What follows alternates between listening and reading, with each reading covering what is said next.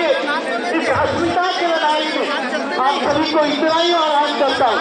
समता और न्याय की इस लड़ाई में भारतीय संविधान को बचाने के ತಮ್ಮ ಮಾಧ್ಯಮದ ಮುಖಾಂತರ ನಾನು ಇಂದು ಸಮಸ್ತ ಭಾರತೀಯರ ಒಂದು ಆರಾಧ್ಯ ಮತ್ತು ಇಡೀ ವಿಶ್ವಕ್ಕೆ ಭಾರತದ ಹೆಸರನ್ನು ಪರಿಚಯಿಸ್ತಕ್ಕಂತಹ ಮಹಾಮಾನವತಾವಾದಿ ತಥಾಗತ ಗೌತಮ ಬುದ್ಧರ ಈ ಜನ್ಮಭೂಮಿ ಕರ್ಮಭೂಮಿ ನೆಲದಿಂದ ನಾವು ಇವತ್ತು ಬೀದರ್ ಜಿಲ್ಲೆ ಮತ್ತು ಕರ್ನಾಟಕದಿಂದ ಸಾವಿರಾರು ಸಂಖ್ಯೆಯ ಬೌದ್ಧ ಅನುಯಾಯಿಗಳು ಪರಮಪೂಜ್ಯ ಡಾಕ್ಟರ್ ಬಾಬಾ ಸಾಹೇಬ್ ಅಂಬೇಡ್ಕರ್ ಅನುಯಾಯಿಗಳು ಇವತ್ತು ಜಂತರ್ ಮಂತರ್ನಲ್ಲಿ ನಾವು ಕೇಂದ್ರ ಸರ್ಕಾರಕ್ಕೆ ಮತ್ತು ಬಿಹಾರದ ನಿತೀಶ್ ಕುಮಾರ್ ಸರ್ಕಾರದ ಮೇಲೆ ಒತ್ತಡ ಹೇರಲು ಇವತ್ತು ಇಂದು ಸಾವಿರಾರು ಸಂಖ್ಯೆಯಲ್ಲ ಲಕ್ಷಾಂತರ ಸಂಖ್ಯೆಯಲ್ಲಿ ಗೊತ್ತಾ ಇಡೀ ಭಾರತದಿಂದ ಬೌದ್ಧ ಅಭಿಮಾನಿಗಳು ಇಲ್ಲಿ ಸೇರಿದ್ದೇವೆ.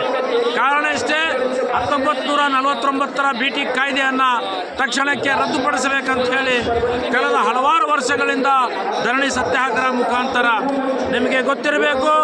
ಇವತ್ತು ಬಿಹಾರದ ನಮ್ಮ ಏನು ಬುದ್ಧಗಯ ನಮ್ಮ ಟೆಂಪಲ್ ಇದೆ, BT ಟೆಂಪಲು, ಆ ಎದುರುಗಳಲ್ಲೇ ಸಹ ಇವತ್ತು ಬೌದ್ಧ ಭಿಕ್ಷುಕರಿಗೆ ಅಲ್ಲಿ ಧರಣಿ ಮಾಡೋಕ್ಕೂ ಸಹ ಅವಕಾಶವನ್ನು ನೀಡುತ್ತಿಲ್ಲ ಬಿಹಾರ ಸರ್ಕಾರ.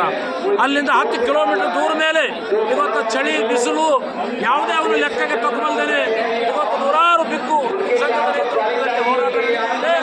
ಅದಕ್ಕಾಗಿ ನಾನು ಸನ್ಮಾನಿಸಿ ಈ ದೇಶದ ಮೋದಿ ಸಾಹೇಬರು ಎಲ್ಲಿಗೆ ಹೋದ ಬುದ್ಧರ ಊರಿಂದ ಬಂದಿರೋದು ಹೇಳ್ತಾರೆ, ಆದರೆ ಬುದ್ಧರ ಆಸ್ತಿಯನ್ನು ಬುದ್ಧರ ಅಧಿಕಾರಗಳನ್ನು ಬೌದ್ಧರ ಅನುಯಾಯಿಗಳಿಗೆ ಅವರು ಒಪ್ಪಿಸಬೇಕು. ಆವಾಗ ನಾವು ಅವ್ರ ಮೇಲೆ ಏನಾದರೂ ಭರವಸೆ ಮಾಡೋಕ್ಕೆ ಸಾಧ್ಯ ಅದ. ಹಾಗಾಗಿ ತಕ್ಷಣ BT ಆ್ಯಕ್ಟನ್ನು ರದ್ದುಗೊಳಿಸಿ ಸಂಪೂರ್ಣ ಆಡಳಿತವನ್ನು ಬೌದ್ಧ ಭಿಕ್ಷುಕರ ಕೈಗೆ ನೀಡಬೇಕಂತೇಳಿ ಸಮಸ್ತ ಒಕ್ಕೂರನ್ನು ಮನವಿ ಮಾಡ್ತಾ ಇದ್ದೇವೆ. ಜೈ ಭೀಮ್, ಜೈ ಸಂವಿಧಾನ್, ನಮೋ ಬುದ್ಧಾಯ.